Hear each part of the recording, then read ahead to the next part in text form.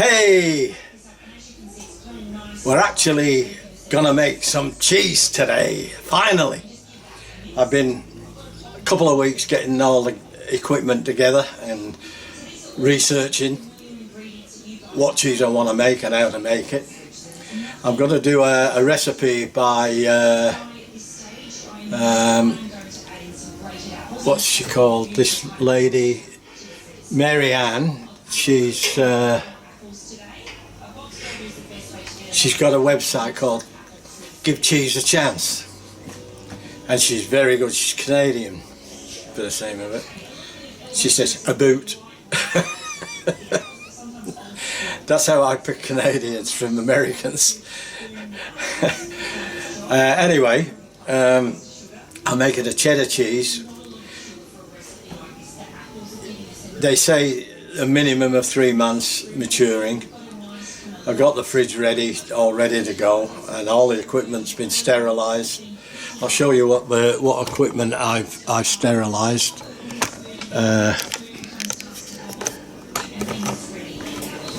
It's on the table here. I did all that this morning early. That's a cheese press there. These here will be what I'm putting the rennet in and stuff like that. These are all just tools, and these I had to get these. That's a 64th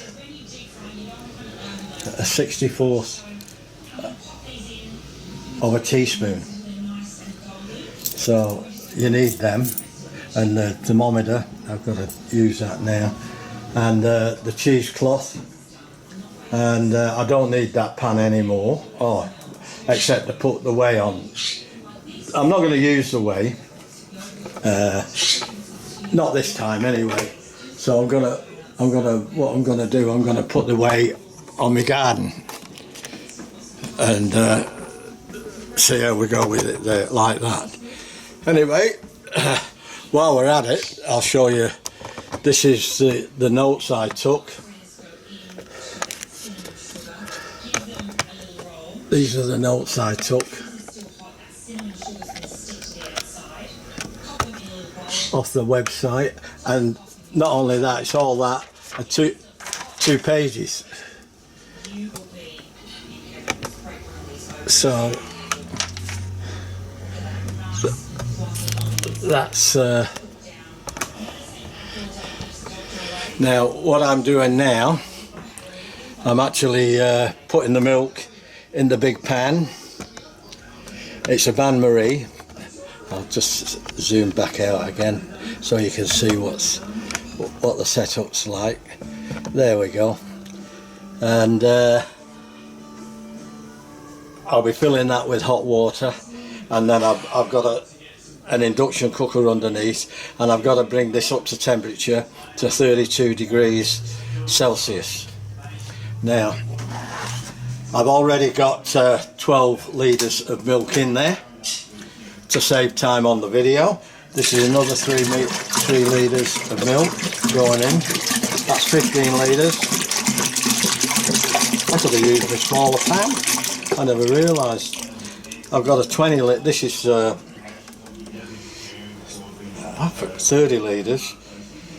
The other one underneath 50 litres, and I've got a 20 litre. I should have used that one, the one I did the boiling in.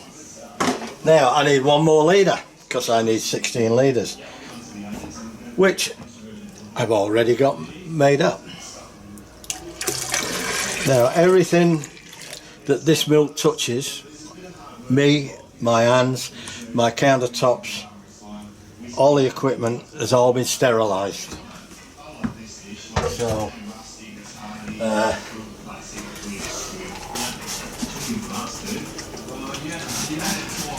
it's the only way to go. I scrub my nails. You don't want anything contaminating your cheese. Now I'm going to put the lid on. I'll get rid of that sanitizer off there.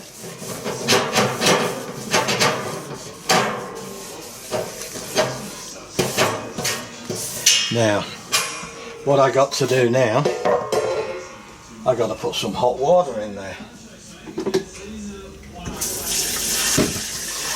So, and then I've got to switch that on, and I'll bring you back when all that's done.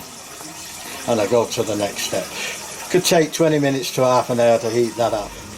Okay, now we've reached temperature of 90 degrees Fahrenheit, 32 degrees Celsius.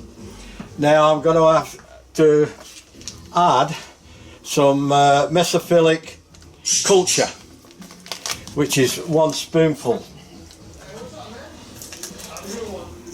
It's quite involved, isn't it? And you don't get much in here. Probably actually no, you get half a teaspoon.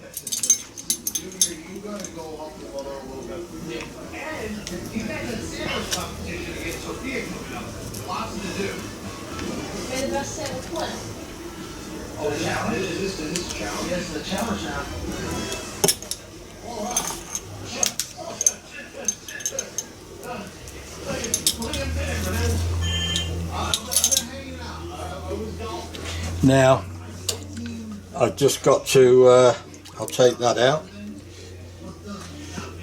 put that over there. Now I'll take that out and I'll put that there.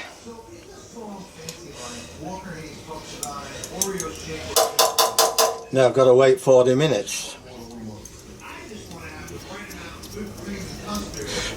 without stirring.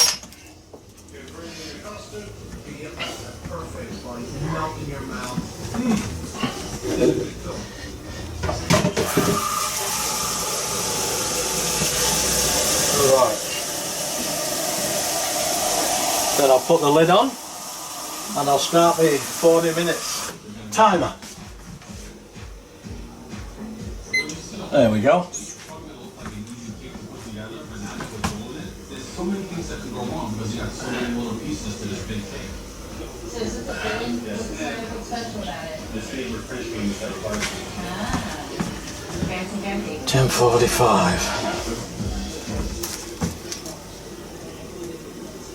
What's up, Mom? Hey. That must be a help you. Yeah. I have an interview coming in. You have an interview? Okay, I'll bring you back in a bit when it's done, and then we add some other. Okay, we're back again.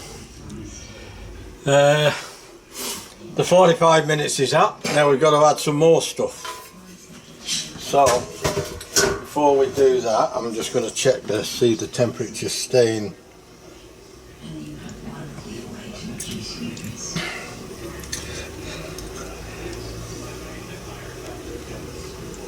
Look at that, spot on, never move, 90 degrees. Oh, Dennis! What can I say? Right, now, this is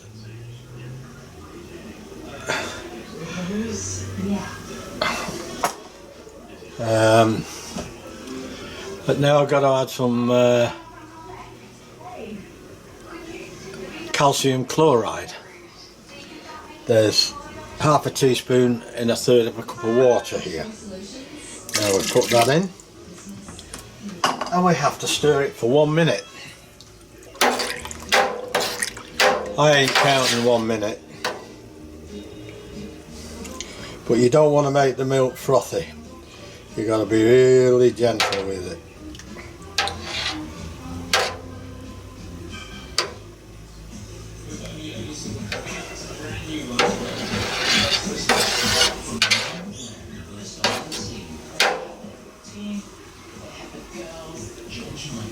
So, and when that's done, it's supposed to do bottom to top, top to bottom. That's they tell you how to stir it. You don't vigorously stir it like you normally do with other liquids. Very technical. Actually, it's very scientific. Making cheese.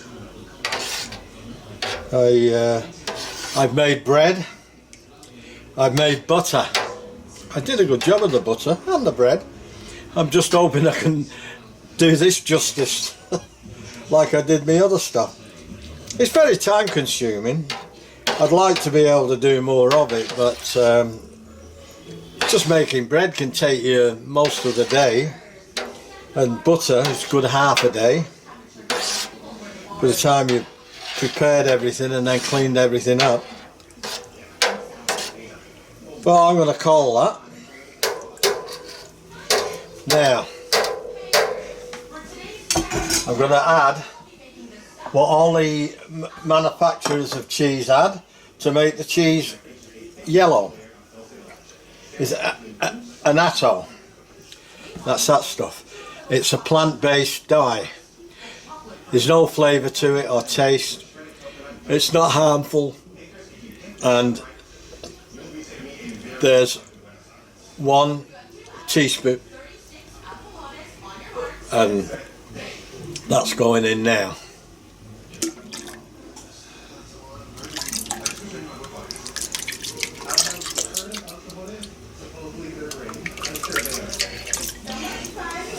There.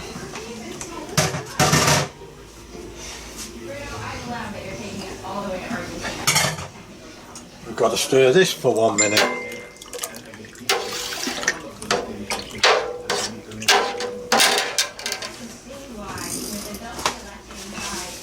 I splashed a bit.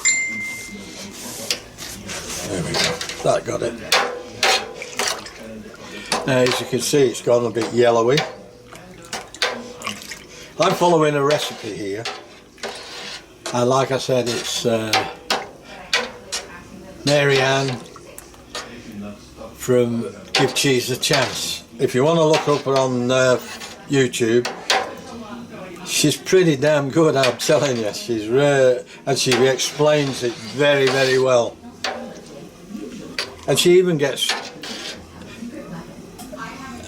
the same cheese, and she does 4 batches exactly the same, but wraps them differently. She wraps them in vacuum seals them. She naturally ages it, and then she puts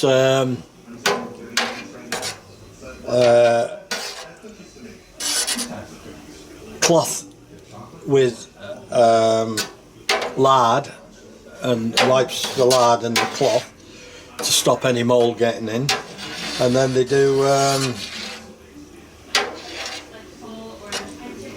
they wax it, and you can get different colours of wax: red, yellow, white, black, you know. I'm going to call that now.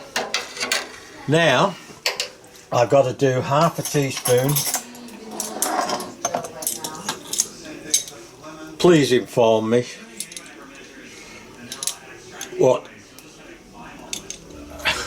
a scant half a teaspoon is, because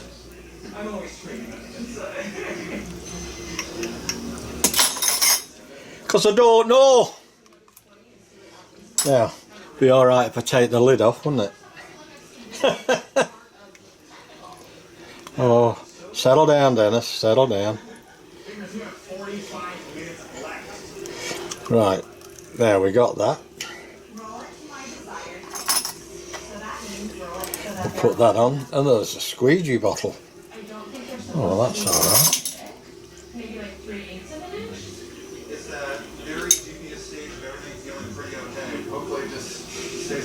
I am reading bake until done. Do not allow the cookies to brown. Oven. Until done is very big. Yeah. I do it.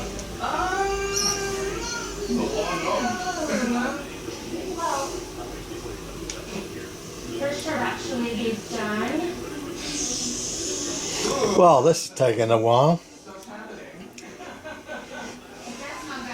I'm going to take that lid off. I don't like it. I'm going to pour it.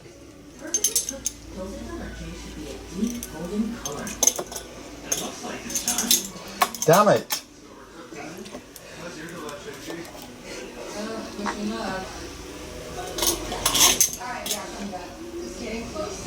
That's better, eh? That's a scant, not quite a full teaspoon, I think that's what they mean. Now I'll put the lid on that because I don't want to knock it over because that's quite expensive. And you don't want to waste it. I don't like waste. Right, now, this is the rennet. That was the bottle it came out of.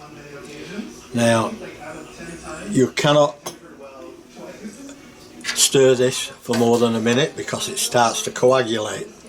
And that's what we want. We want to turn it to curds. Now, you can't move this at all for 40 minutes once it's in.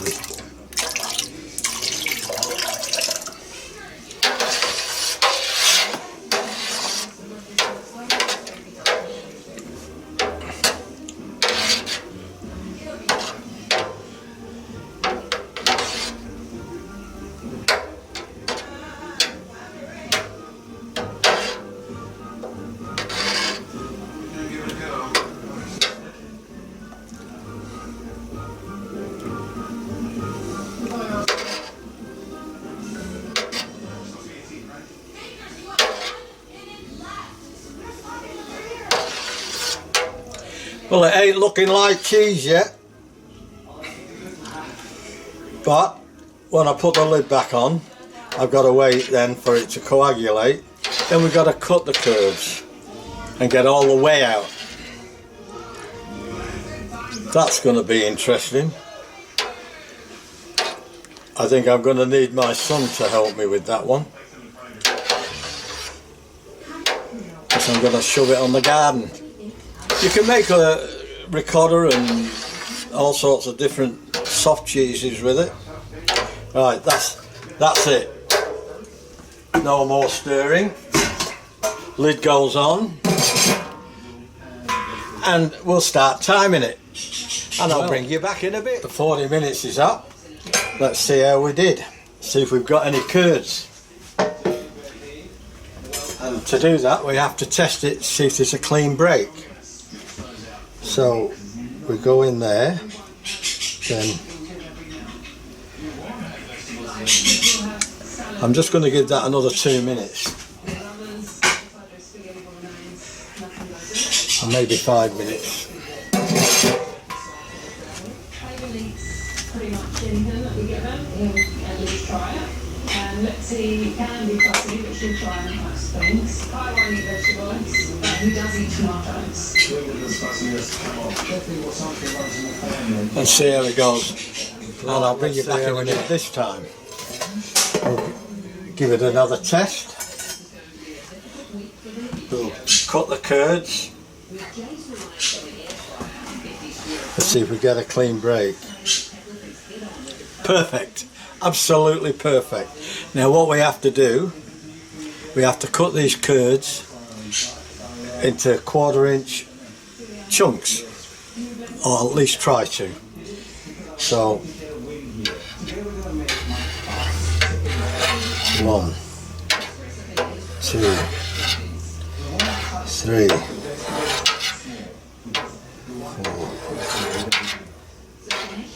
5.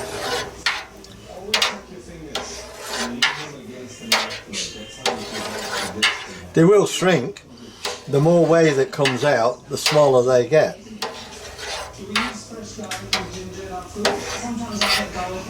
I think we might have some cheese here. It's looking really good. Now we go the other way, this way.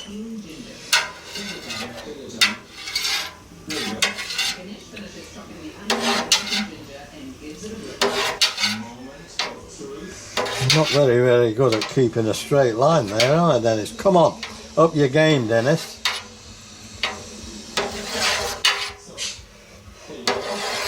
You've got to stir for about an hour and a half after we've done this. First of all, we've got to stir for half an hour. Now we've got to do horizontal cuts if we can. These are the hard ones to do.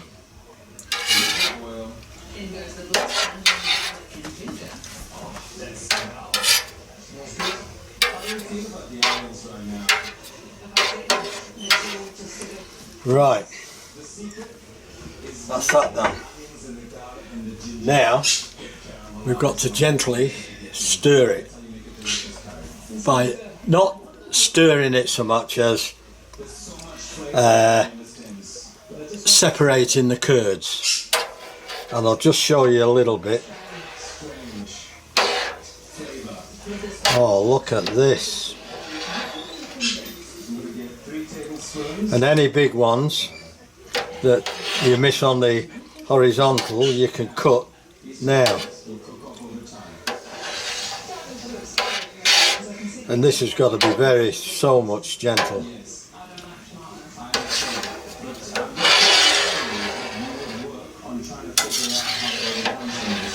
I'm going to encourage you the whole time. Okay? Nothing we can hurt you when you've got to confront some of these things. Right? Which is all good. We're all here for you.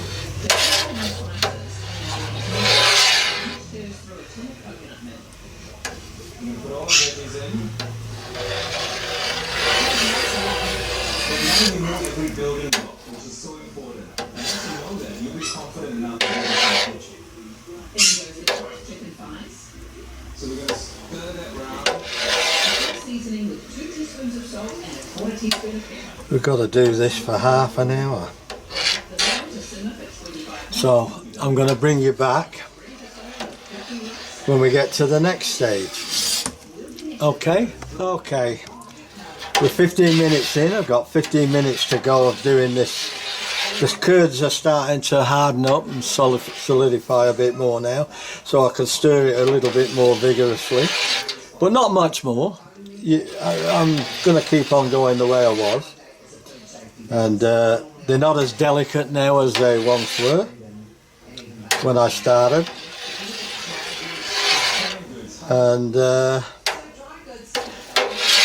And then I've got, when I've done this, when the 15 minutes is up, I've got to increase the temperature to 39 degrees Celsius, and I think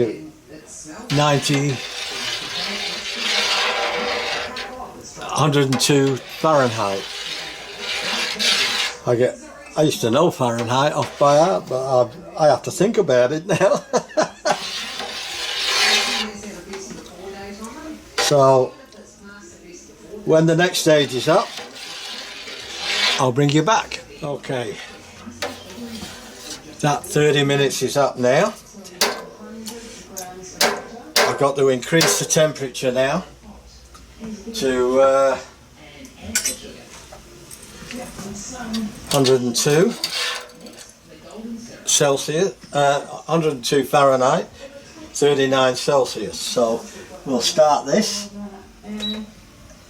and it's got to slowly come up to temperature. It's held the temperature pretty well. Now we've got to stir for 45 minutes.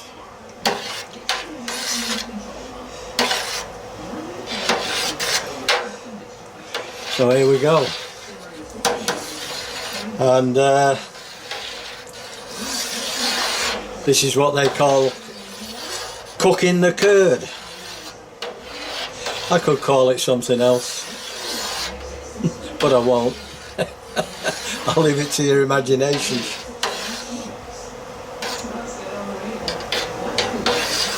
A bit of a pain, but somebody's got to do it. Now, if Beryl wasn't sick, she'd be doing this. I'd be supervising. Yeah, right. In my dreams.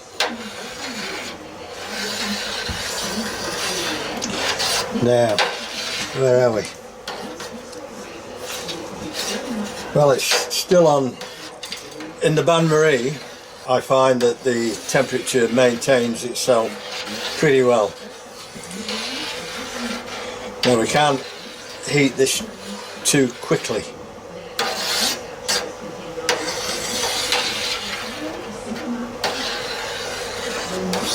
And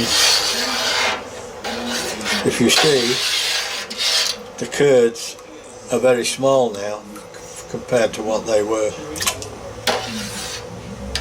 There's some bigger ones in there, but that's all right. They say they go down as small as a grain of rice. Depends what cheese you're making. What you have to remember is this is going to be a hard cheese. The smaller the grains, the less whey is absorbed and kept in the curd. The bigger the curd, the more whey is kept in.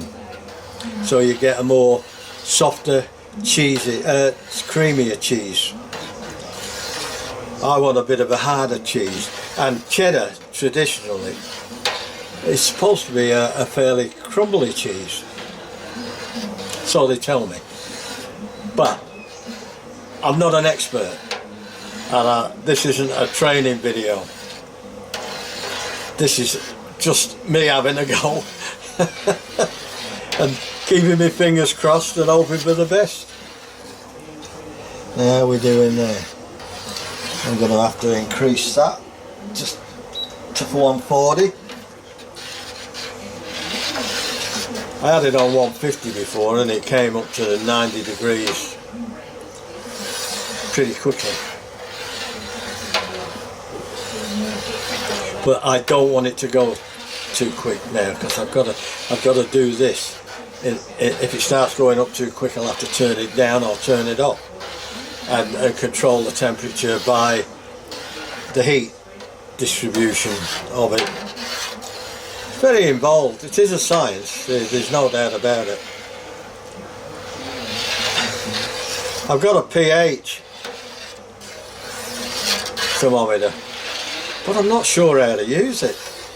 I got it out yesterday because they say, I think it's 6. Your pH has got to be about 6 for your cheese. I don't. Most people who make cheese don't really know what their pH is, and I'm really not worried either, as long as it comes out as cheese. I'm not a professional cheese maker. I'm not even a professional hobbyist cheese maker. I'm just a guy having a go, and if it works out, I'll make it again. If it doesn't work out, might be a lot of equipment up for sale tomorrow. Oh no, I'll have a couple of goes before I do that. Before I call it quits. Before I say enough's enough. It's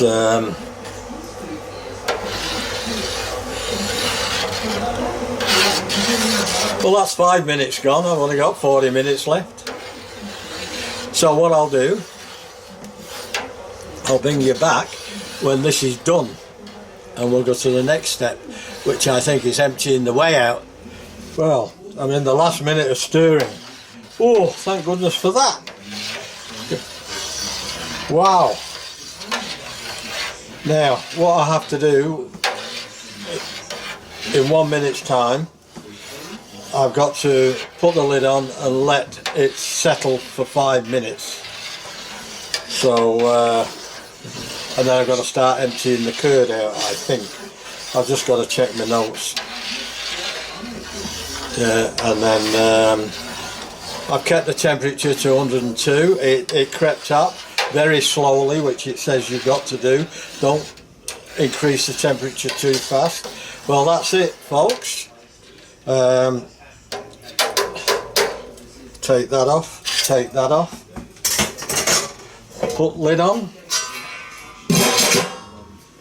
and I'll bring you back when we do the next stage. Well, we've removed most of the whey, still a bit to come out. They tell me there's 10% cheese and the rest is whey out of 16 litres of milk. So have a go at that one. Now what we've got to do, we've got to start the cheddaring process.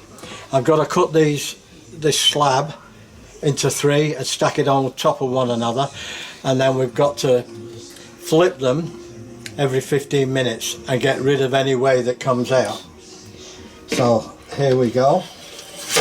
That's the first one. Second. Now we've got it into 3. So I'm gonna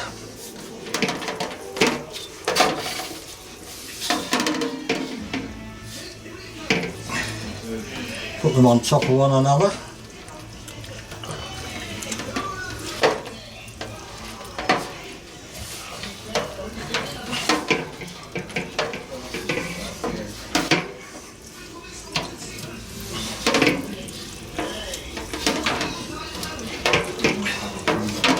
like that. Stack them on top. Put the lid on. It's back in the warm water, which is around about the 100 degrees. And I shall wash this out. This muslin I use to drain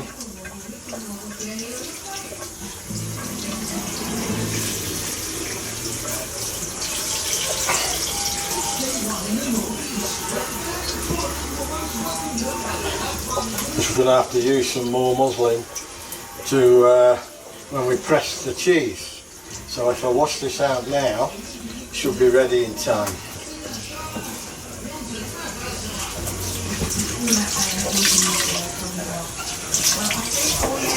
And the colander, I think I've finished with that now. So that's about it I can show you now. And in 15 minutes we'll do it all again and flip it.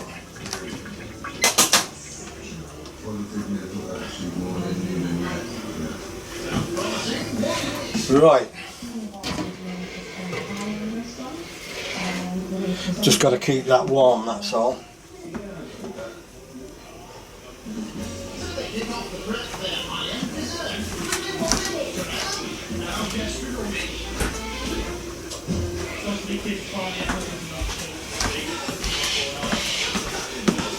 I'll bring you back in a bit when I'm at the next step.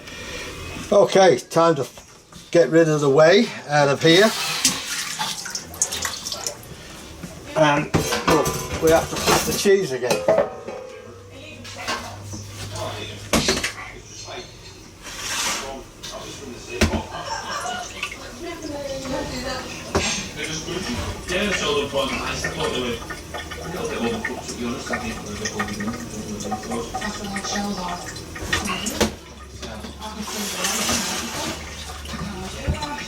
Right, put it back in here.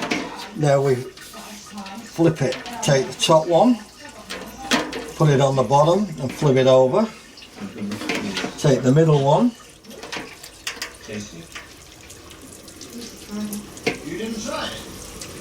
and flip it over.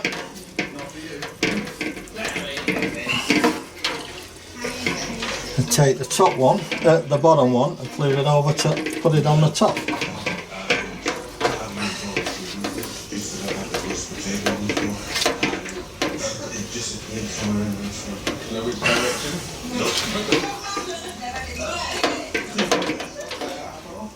And we go another 15 minutes. So we put the lid back on, wash my hands again for about the 40th time, and I'll bring you back when this process is finished. This is my second time I've flipped. I've got another 6 times to do every 15 minutes. So it's a 2-hour job. So I'll catch you when I'm on my last one. Well, that's the end of the cheddaring. Thank goodness for that. 2 hours. 2 hours of flipping over and everything. Now I've got to cut them. I've got to cut them in 2cm pieces. And then I put them in the press, but I've got to salt them first. So here we go. That's the curds.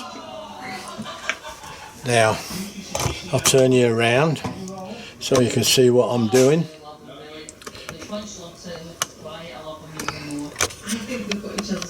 Quite a lot, and they bounce off each other really, really nicely. There we go. Yeah. Next course. Let's bring it on. Let's ring this thing. Amanda portions the cake with a gluten-free one for Kirsty and with a drop of ice cream and a strawberry. There it is. Now a lot of them cut them like this into slices and then they break them. with their fingers like that. The chocolate cake for me wasn't amazing because I think it was just especially too chocolate. Now she did say it was double chocolate. Take these out. I've got a little bit of whey in there I need to get rid of.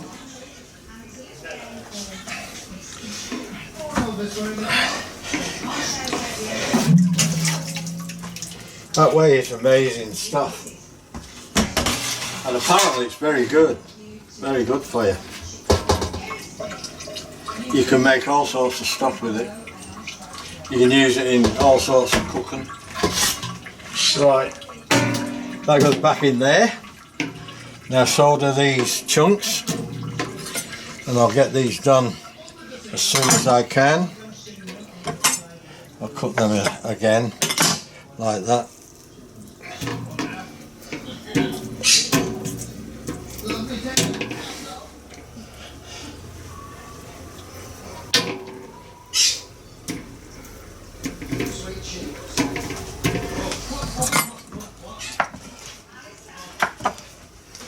There's a fair few curds. I'm hoping I'm going to get it in my press.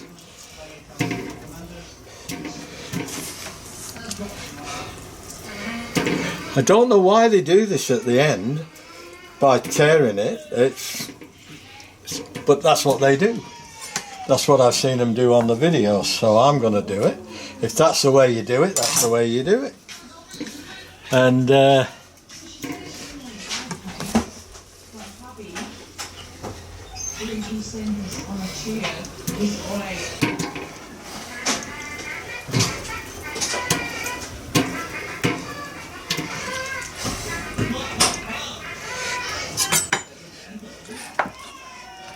it's been a long drawn out process, but you know, I've thoroughly enjoyed the challenge, believe it or not. If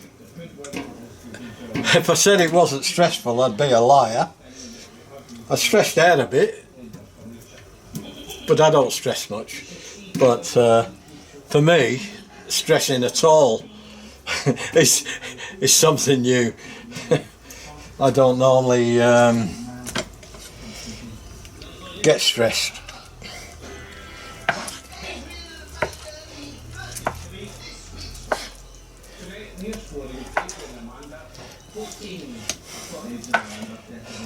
I've watched many a video on doing this. I can't believe I'm actually here doing it myself now. I never thought I'd get to this stage. It's very daunting when you first start, and this is the first time I've ever done it. I'll have a better idea when I make some more, and I'm definitely going to make some more. And there's a few things that I didn't like what I did here, I'll be honest. When I cut the curds in the first place, I think I cut them a bit small. So I'll be aware of that. And the temperature on this cheddaring fluctuated too much. And I'll be a bit more aware of that next time. You've got to keep it warm. And that's easier said than done, to be honest.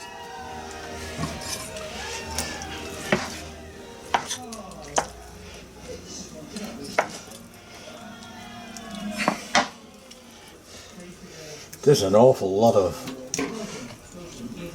curds here. I'm just hoping it's going to fit in there.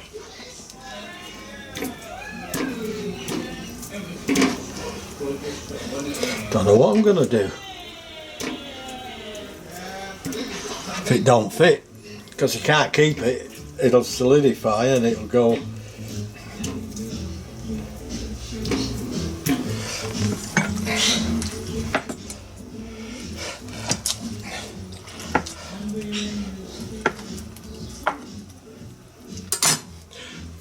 I watch it. This is 12 litres of milk. Sorry, 16 litres of milk. And I've seen them do 20 gallons. and see the size of the bloody pots. The farmers, they have cows and they've got milk, and they've got to do something with the milk if they don't sell it. I mean, they sell a lot of the milk, but they don't sell it all, and they've got to be milked twice a day.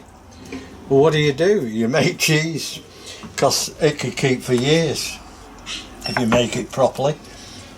Apparently this recipe, the lady I got off this lady, said this will keep for years too. We shall see.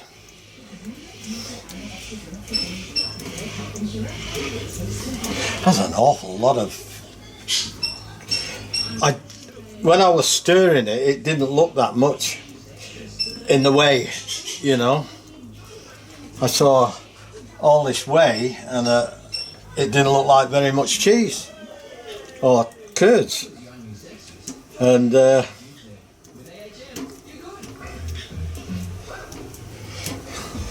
right.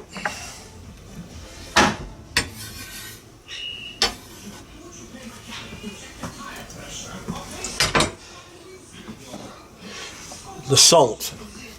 Now I'll turn the camera around so you can have a gander of what I'm doing.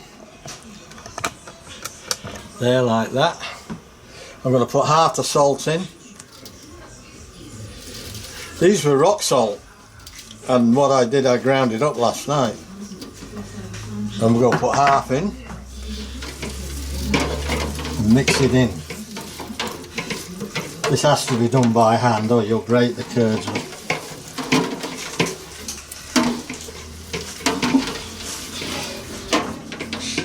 And then the other half. That's 40 grams of salt. Sounds like a lot, but apparently that's what you need in cheese.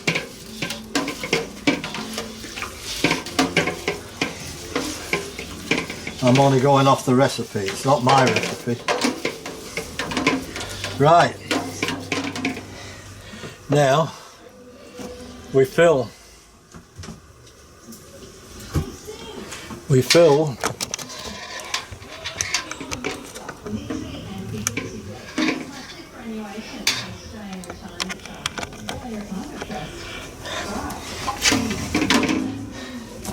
we're going to fill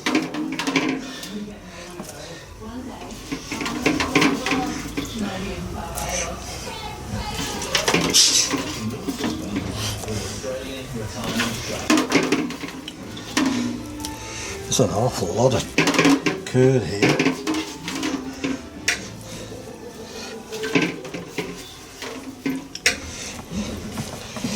I'm still a bit worried.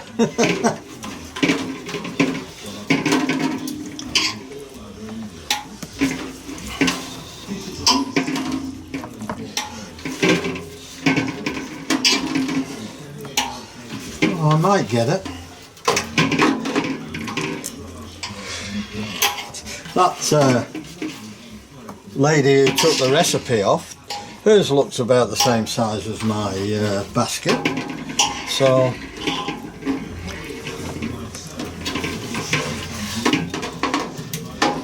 you've got to fill it high because it does get pressed. It'll only go about 3/4 of the way by the time I get it out tomorrow. About halfway maybe even. I got it. Well, I was sweating a bit there, folks. I really thought. Now, what you do now, you've got to make sure you tighten this muslin, otherwise you'll get creases in your cheese. And not that that's a big deal, but you know, I'm a neat sort of guy, and I do endeavour to do things right when I do them. Now what we do now, we take this part of the cheese and put it over.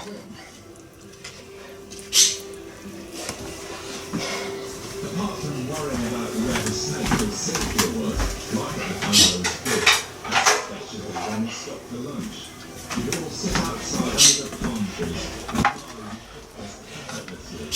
and we put the what they call the follower on.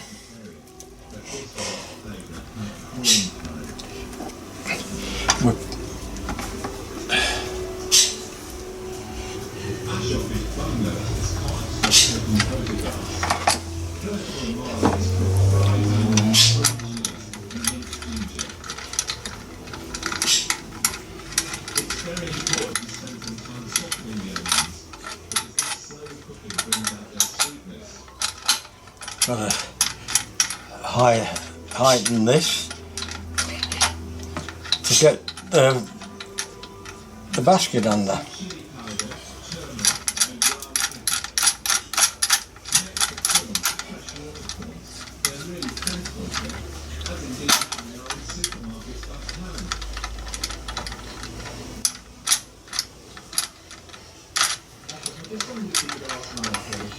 That's going to have to do.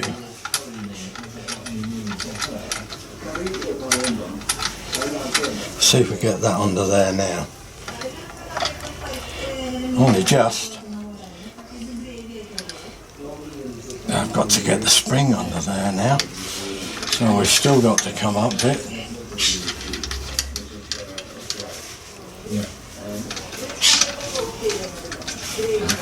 I've got to get a spring under there. And I'm not going to get much more height out of that.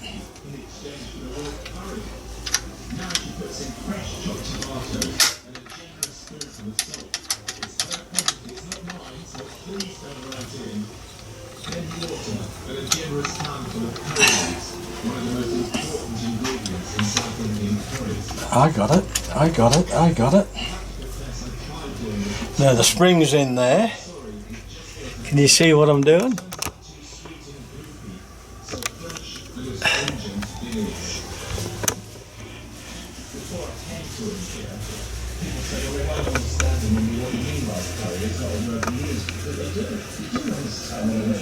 There we go.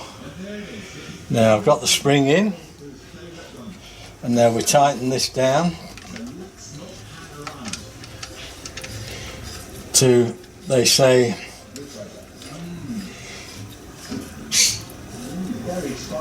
15 kilos.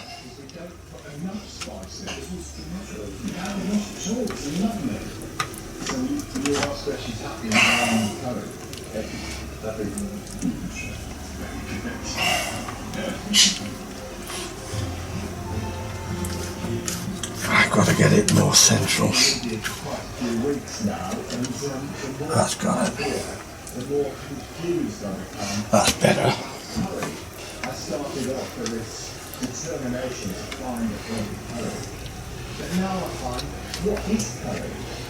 Is it just degrading, or is it a sort of way of life? Because I used to think, and reading books, that the Indians really didn't understand what they mean by courage. But they do. They understand perfectly. I think it's passed into the sort of general vernacular. And I must say, I've been very well helped in my sort of attempts to find out what courage by this book. By this Italian called courage. And basically, it encompasses everything. And there's whey coming out. So I've got to leave that now for half an hour. So at 5 o'clock, I've got to redo it and reset it, turn it over. And then I've got to leave it for 5 hours. And then before I go to bed tonight, I've got to leave it overnight for at least 12 to 15 hours. So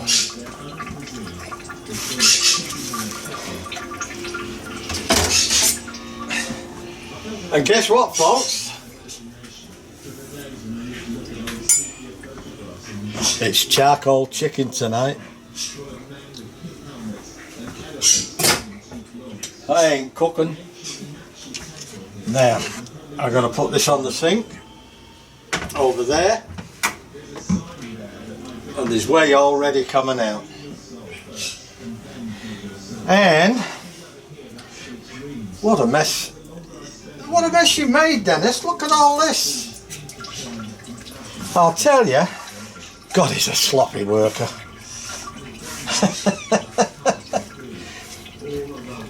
I can imagine what my friends are saying.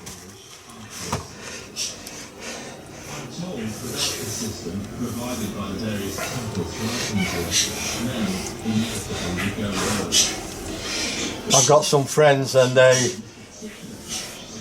really nice people. I get on really well. Okay folks, here we go. I've got to turn and flip the cheese over now, so bear with me. I've just got to... This baby here, which works by just grinding the spice that we took there between two stones. I'm going to have to get a bigger press, I think, if I've got to use that one again. There. There's been a fair bit of whey come out again. So here we go. Keep your fingers crossed. This is because it's still going to be very delicate till the next pressing, and it won't be compressed properly. It won't be knitted together the way we want it yet. So what I'll do, I'll put that down there so you can see it.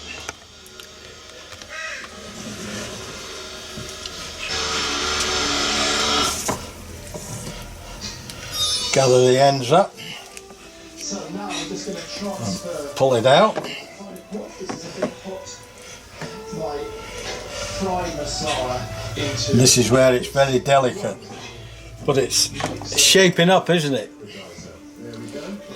I've got to flip this over now without disturbing it.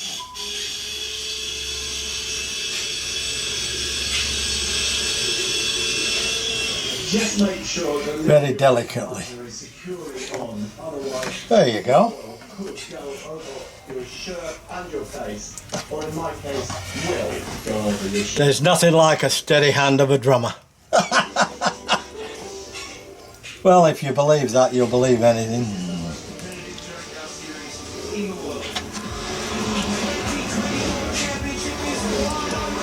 I believe it. But I believe anything.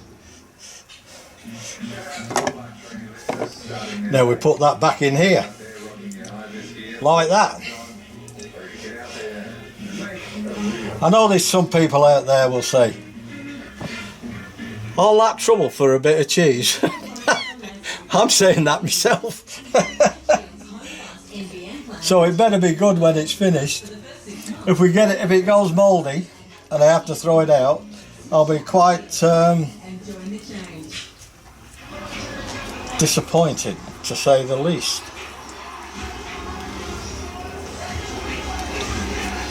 There we go, put what they call the follower. I had the follower on upside down before, can you believe it? I can. There's a thing in the middle there that stops it moving. Well, I thought there was, but and I looked and I couldn't see it. But you see how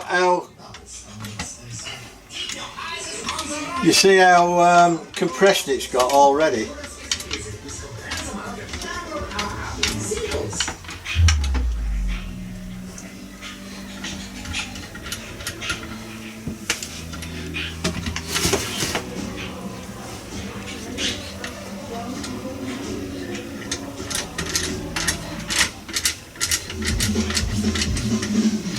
Well, it's even going to go further this time.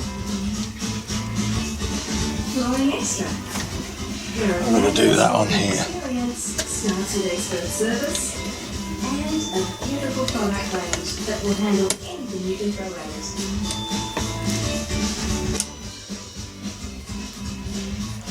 Flooring extra. It's a fabulous flooring experience. Now I've got to take this spring all the way down because she said 75 kg kilos, and this only goes to 55 kilos. Now it's slid off. Damn it!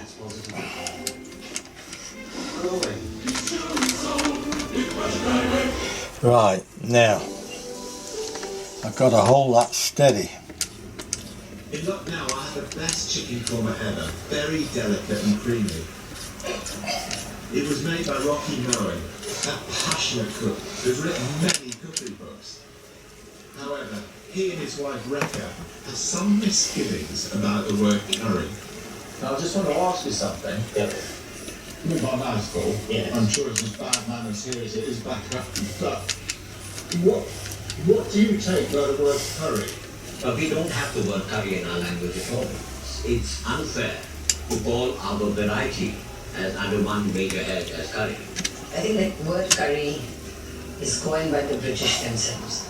I think that when they lived in India and they were eating at various parts of India, so the one single word that they thought would carry the message to the kind of food they wanted to have, which is gravy.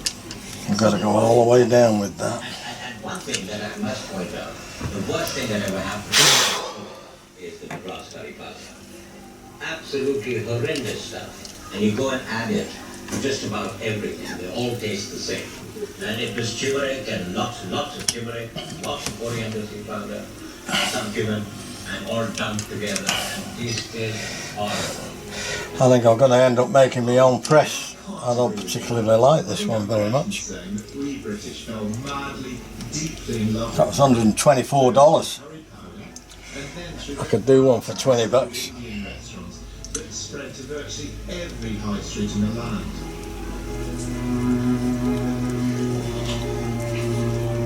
It's one of those curious things, but although India got her independence in 1947, they wouldn't allow any Indians to join the Madras Club until the early 60s.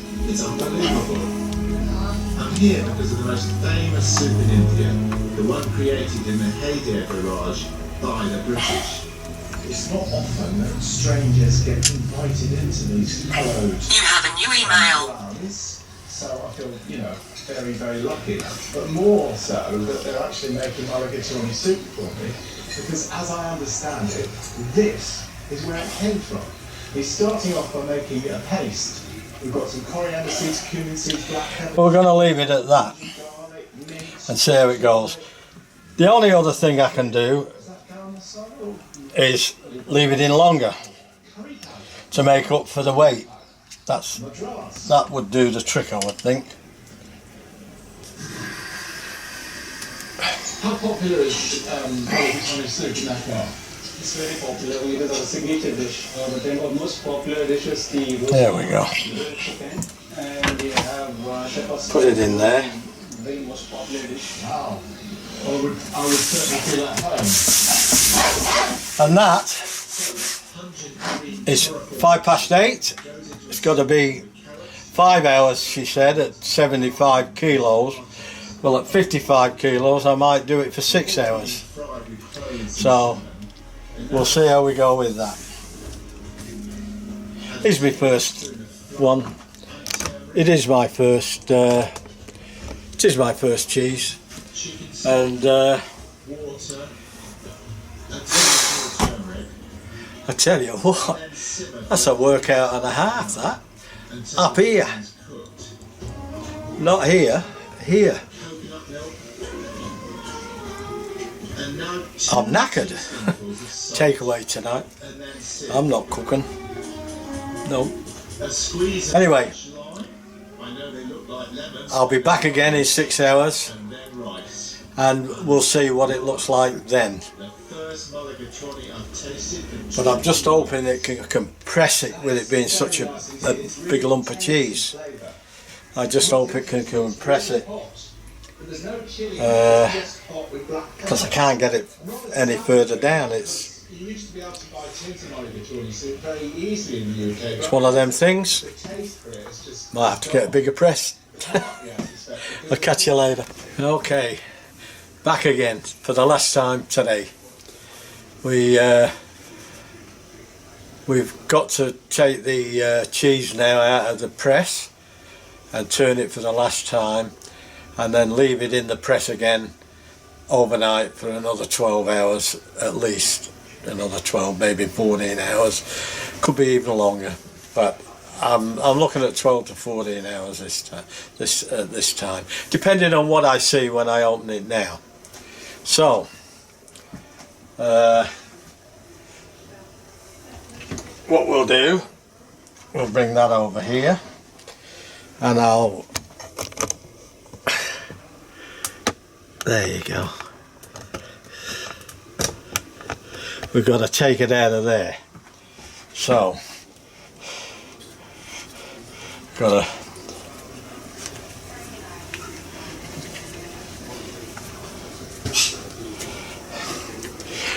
takes a while.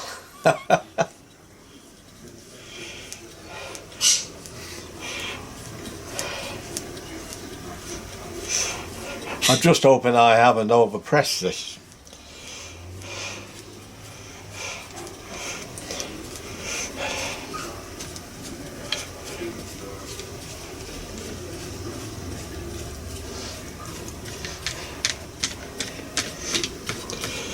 It's apparently, I believe it's a 55-pound spring.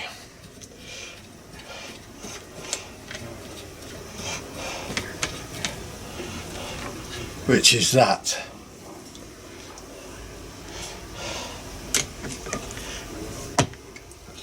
Oh, it's heavy. Now, fingers crossed, everybody.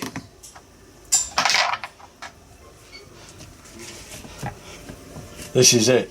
It's either make or break, this one. This.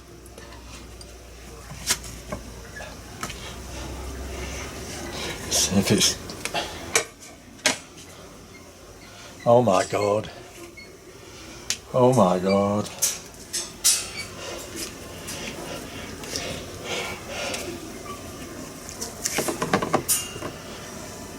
Oh dear. Oh. By George, I think I've got it. I think I've done it. Glyn, come and have a look at this, mate. Now I've got to turn this over. And now it's a bit firmer to handle. There we go. I've just washed my hands, by the way. Hey?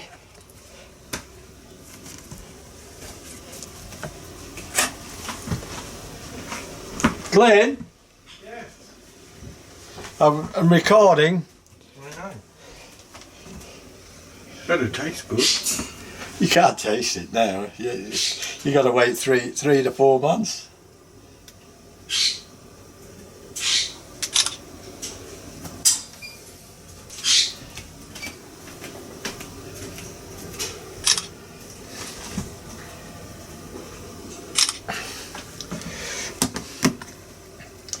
Right, now that has to go back. I've just took some photographs, especially for a thumbnail, but we'll take more.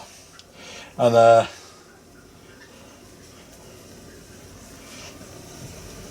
I'm trying to keep this so as we don't get any creases in it. Well, to be honest, folks, it's my first time I've done anything like this. I've made bread before.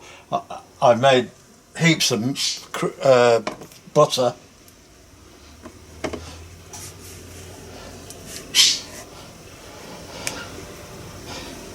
I've made heaps of butter over the years. I've made loads of bread, and I've even done all types of bread and buns, things like that. But this, to me, is by far the biggest achievement. Bread's easy, fairly easy. Once you get a recipe, bread's easy to follow. There's just a few hours of actual waiting time for it to rise, and that's it, you know. Whereas this, oh my goodness, what a day it's been, I tell you what.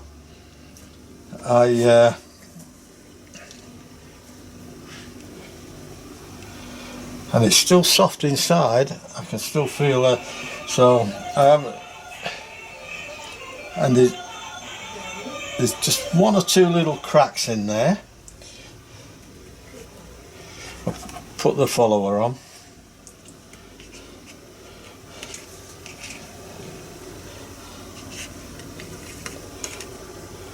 There we go.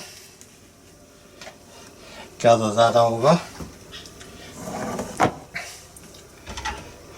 I won't be sorry when this part of it's done, and tomorrow then it's the drying out stage, and then it takes two to 7 days to dry it's got to dry to the touch.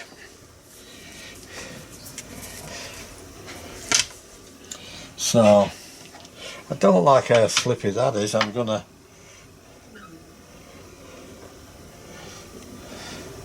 have to come up with something a bit better than that. Not happy with that.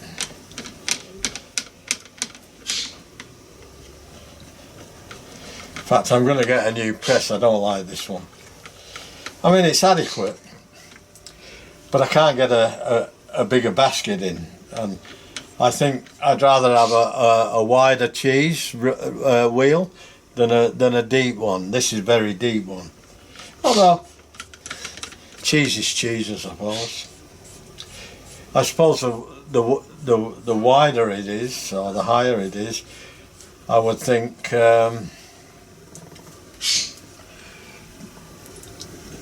it'll keep the moisture in better.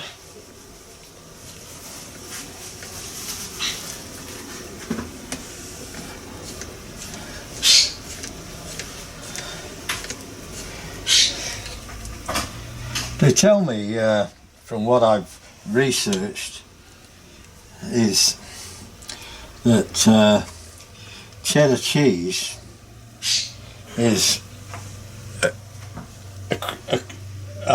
a crumbly cheese, a hard cheese.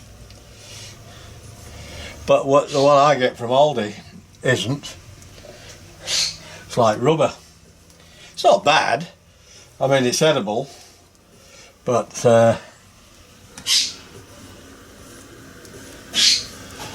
well, I'm going to leave it at that now, because I don't think I'm going to have to go as hard. So until tomorrow, folks. As Rex Hunt used to say, yibbida yibbida. I used to hate that saying. I still hate that saying. But I couldn't resist it. Okay, well, we'll put it there overnight and clean my mess up here.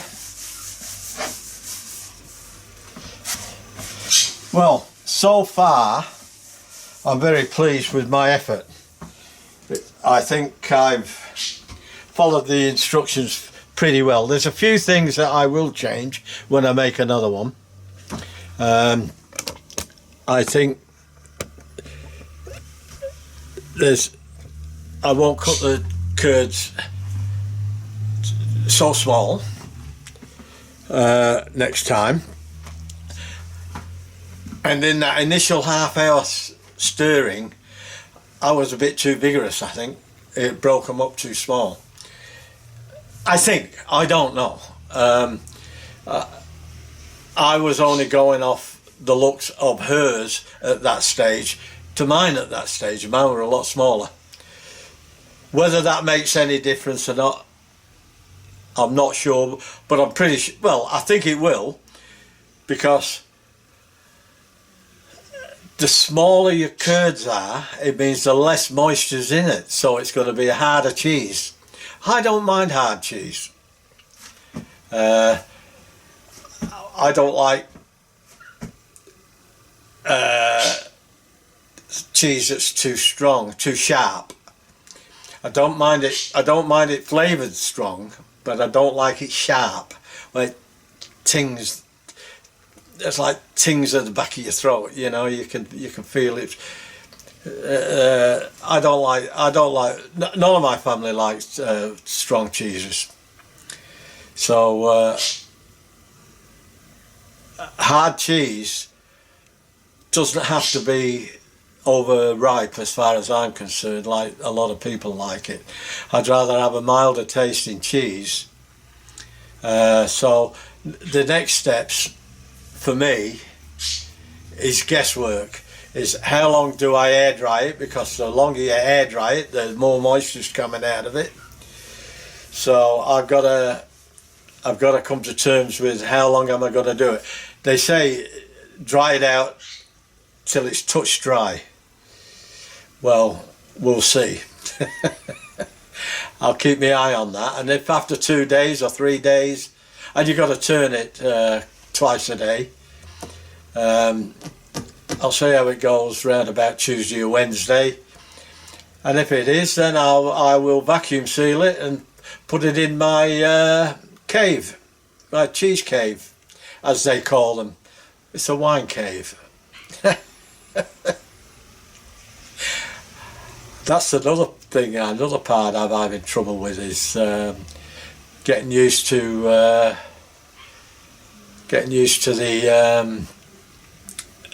different words that I've never heard before, or the names of things. So I'm trying hard, and I think I've done a good job up to now. Not a perfect job. There's room for improvement, let's put it that way. And I know that. I'm a pretty honest guy. I'm very happy with what I've done for the first time, but I know I can do better. I'll do better next time, and I'll do better. The more I do it, the better I'll get at it. Because I actually enjoyed doing it. I was exhausted. When I had to wait the 5 hours to take that cheese out, I fell asleep in my chair. Not because of the physical part of it, it's just the mental part of it. It wrecked me. But it kept me going, you know. Kept me thinking, really thinking. You really got to think. You just can't go in there and not think. You've got to write things down. You've got to remember things. You've got to follow instructions. You got to. Oh, there's a 1,000 things you've got to check as you go along, you know, and it changes all the way through, as you probably see when you see this video. I've tried to keep it short. But anyway, till tomorrow. Ta-ra! Well, ta-ra for now. Good morning and welcome to my channel, The Redneck Hillbilly. I'm Dennis. Day 2 of my cheese making experiment, if that's what we want to call it. It's been in the press now for the last time. The recipe said called for 8 hours.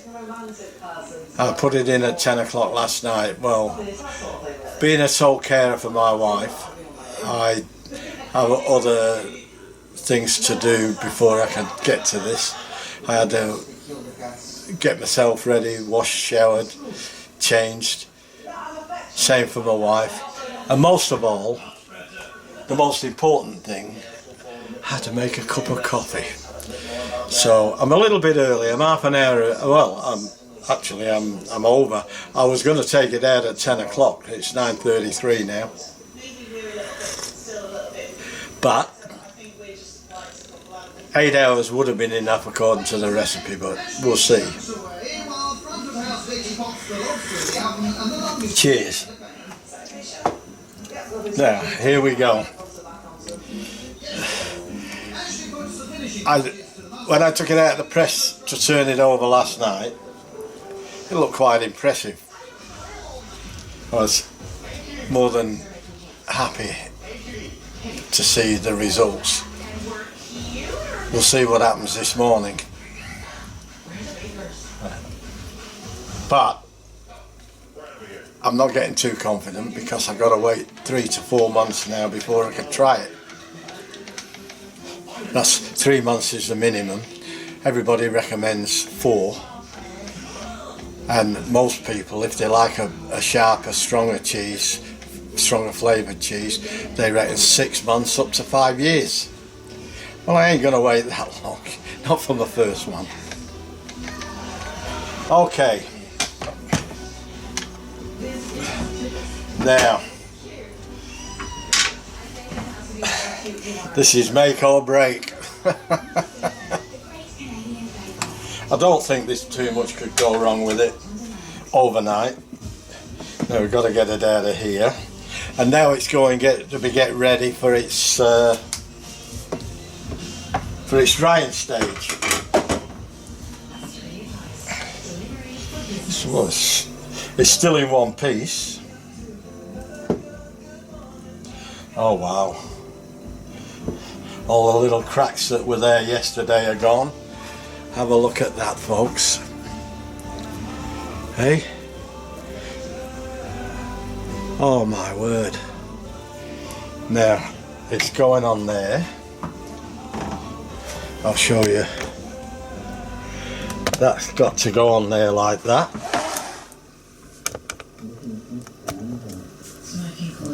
We'll give it a bit of a zoom in, let you have a bit of a look at it. That's looking pretty damn good, isn't it? Now what I have to do, I got some old ones, but I bought these new ones the other day. It's just for my cheese making. And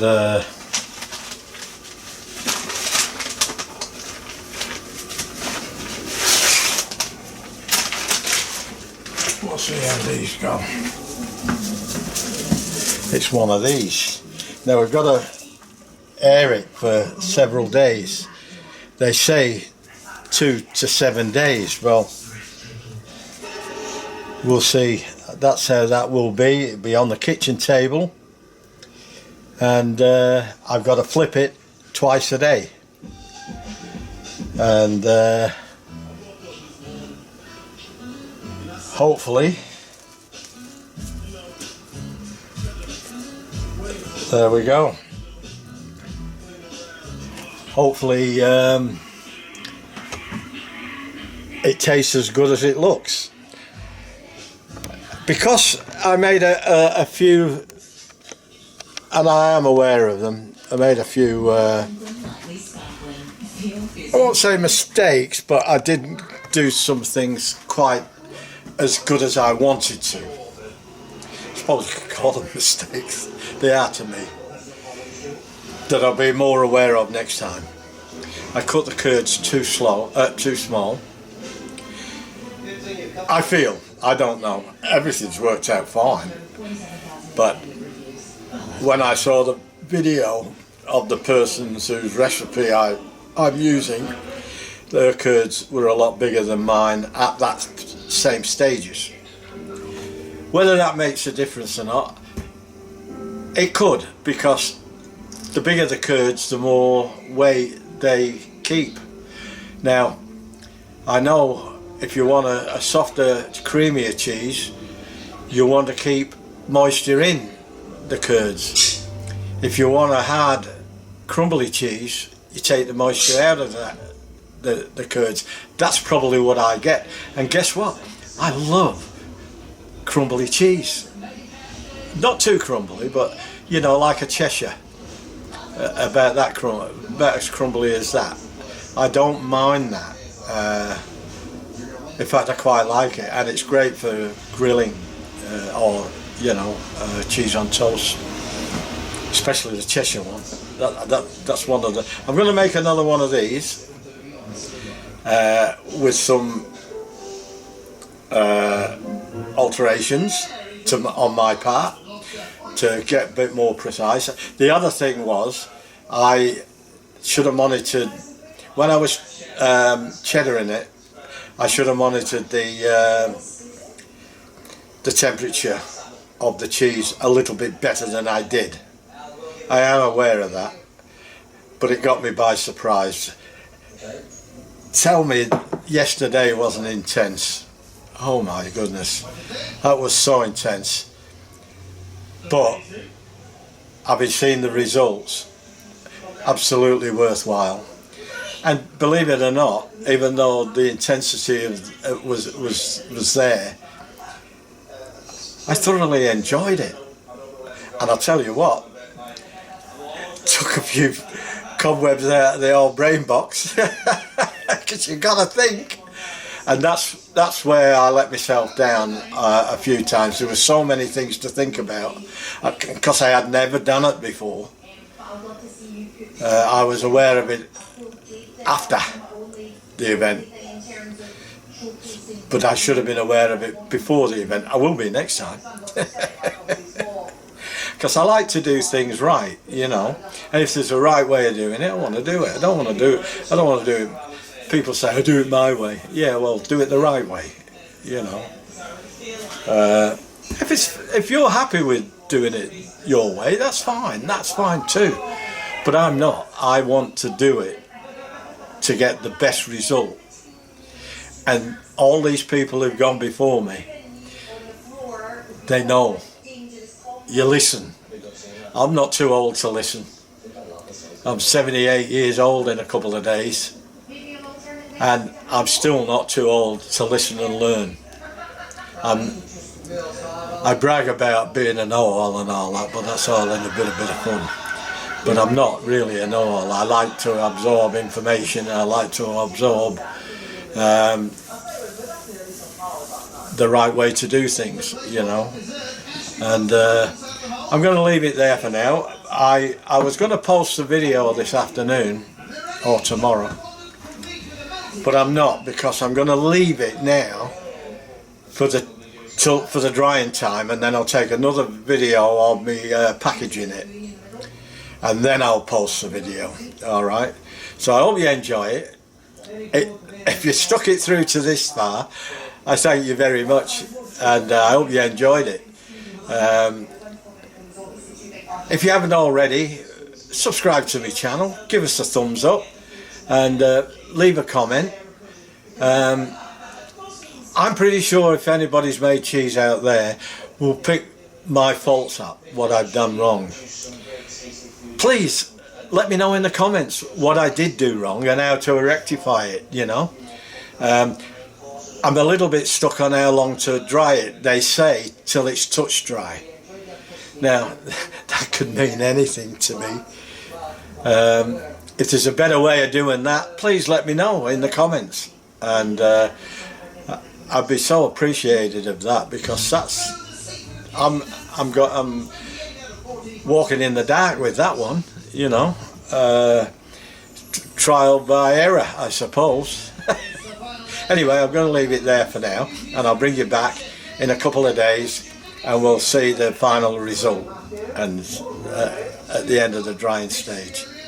So, like I normally say, from this little pommy block in Australia, finally I'm ready now to pack this cheese I made last Saturday. Today is Thursday, so how many days that? So we got Saturday. It's been here since Saturday lunchtime, or last Saturday afternoon. Sunday, Monday, Tuesday, Wednesday. So it's been here 5 days now, and I'm about to vacuum seal it. It's lost 100 grams with drying out time, so it's 1.785 grams. It was 1.856 grams or something like that. Anyway, I didn't write it down, but I'll show you when I set the camera. I'm going to leave it for about 3 or 4 months. They say minimum of 3 months, but they say the best time is 6 months. So what I'll do in 4 months, I'm going to cut it in half, and then put half of it down for the 6 months, and use half. So in the meantime, I'll be making some more. I've got about 2 or 3 more different cheeses. I'm going to make another one of these. This is the cheddar cheese. But what happened? I followed a recipe, and there's a dye colour. Perfectly safe. It's made from plants, and it's a ready colour. And depending on how much you put in, can make your cheese is white when you make it. But if you put this dye in, like you get in the shops, it goes from yellow to orange and different shades of orange and reds and yellows. Mine, to me, was a little bit too much on the red side. I would have liked it between yellow and orange.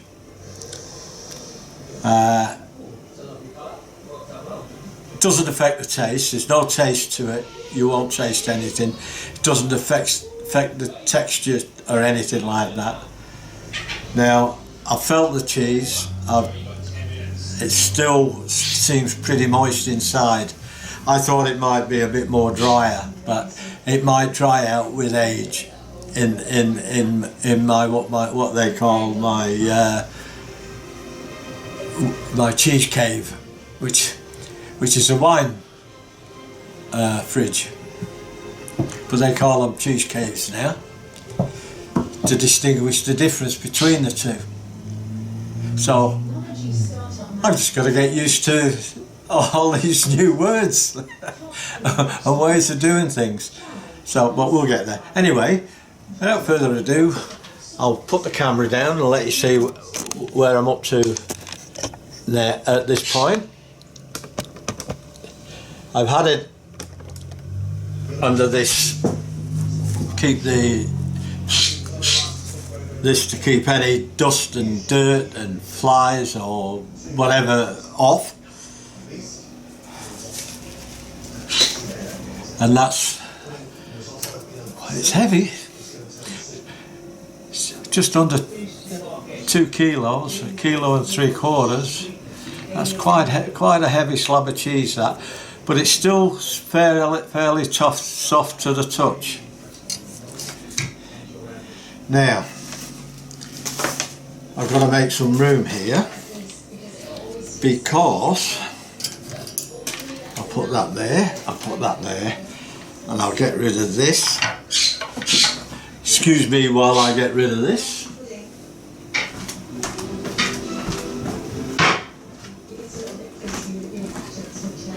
Now,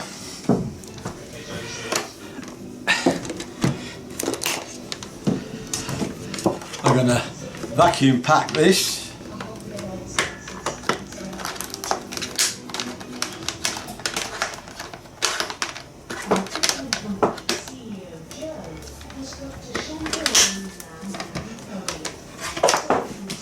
I just thought we could get some power. Oh yeah, no problem. It just reaches. So there we go there. I'll turn it on. I am loving a little bit of that land inside your slightly and kissing it into the As you can see, it's a pretty good setup. I'll just zoom out a bit so you can see.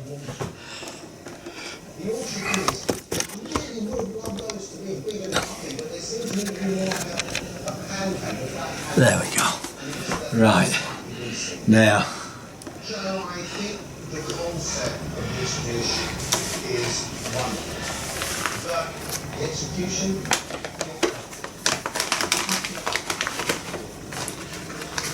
I don't know whether you can see that from there, but I'm a little bit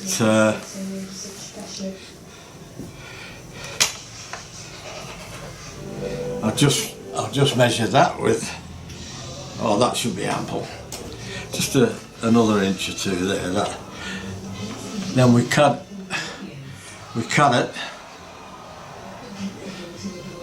Actually, what I'll do, if I can, I'll put that over there for now till I need it, and I want you to see the actual procedure of doing this. Now we'll zoom in a little bit. Now this here, if I can, this here, this slides across and it cuts the piece off you need, right? Then we put that on here, close the lid, and we seal it. And there's a little red light comes on in this corner here. When that goes off, it's sealed.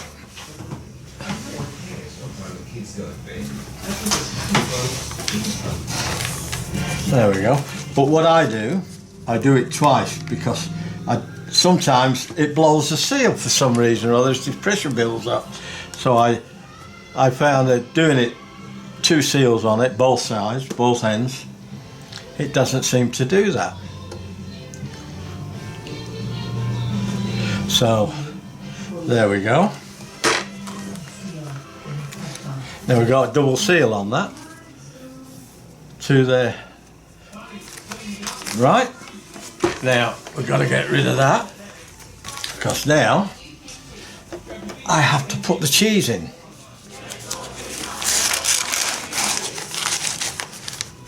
Which is easier said than done.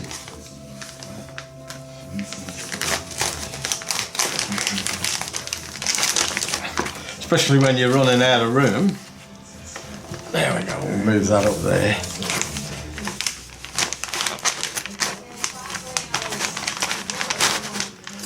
There we go.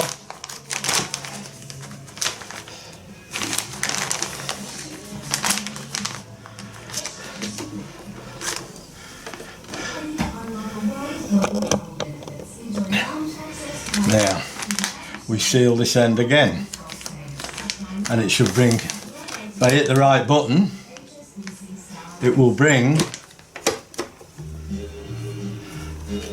now, we'll hit the moist button, because the cheese is still pretty moist. We don't want it to over, right.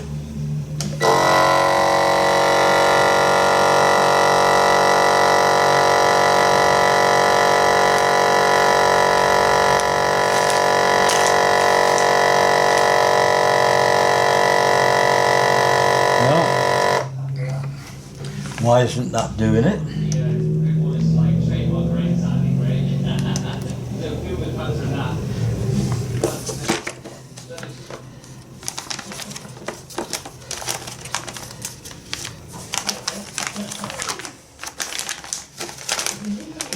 A little bit fiddly sometimes, but please, I've never done one of these before, so I only generally do this with my meat.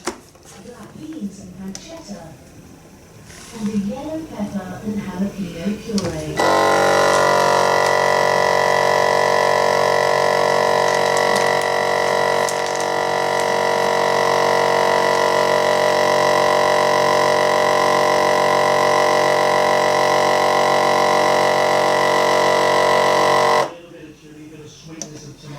Oh well.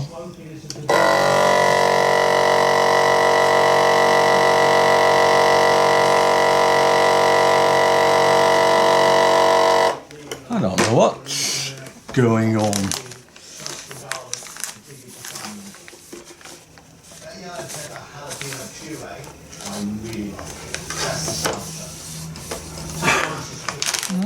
Don't know.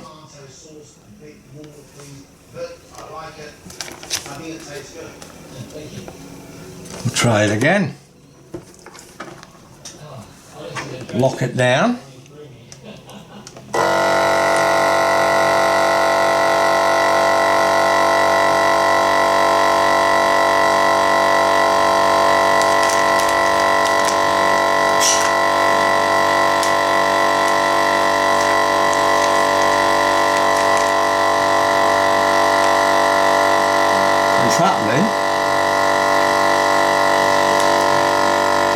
I'm going to do it on the dry one.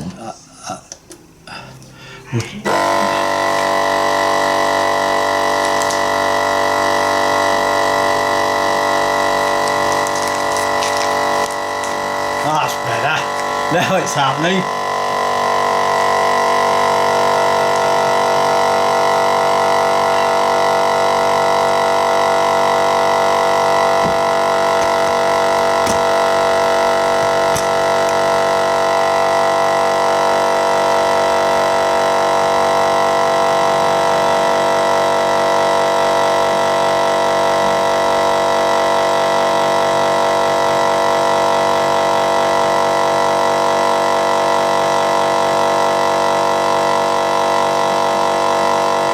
Why is it not progressing?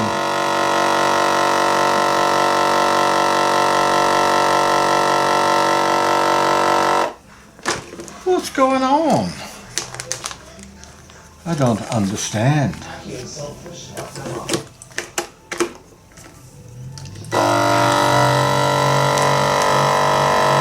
Ah, that's got it.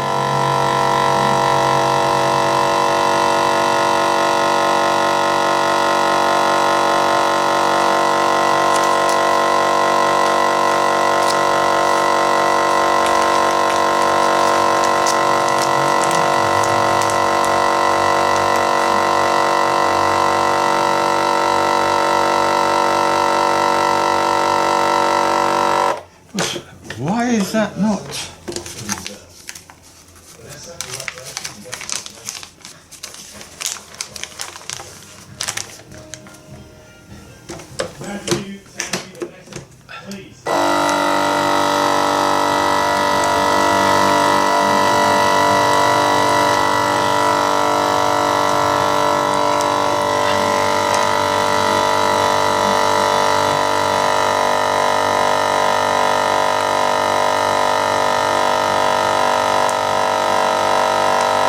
Now it's happening.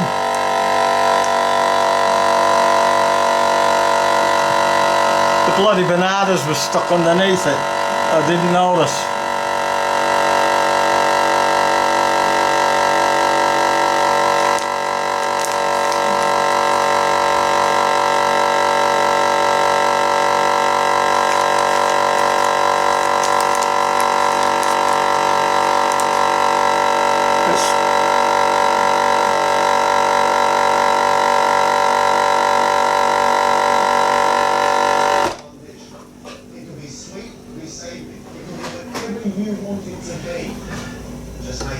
Now that's sealed.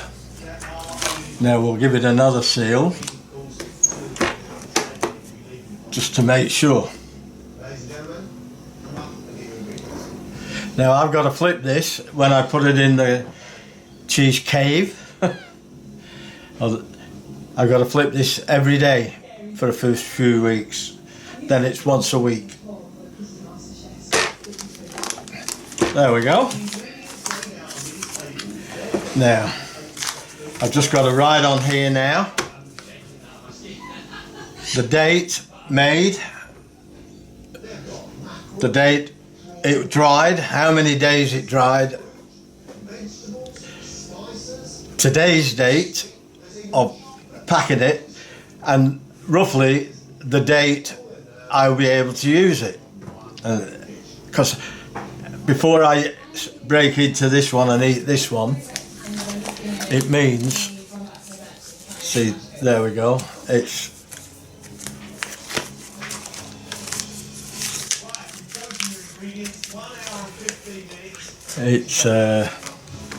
just got to keep my eye on it, because if it does blow or gets holes in it, I can reseal it. If any mould does get in there, you can wipe it off with the vinegar solution. Hopefully there's not, but sometimes it does. Even the professional people get the mould in sometimes. So we'll see how it goes. Anyway, I'll write all the information on here, and I'll put it in the cave, and that's it for now. So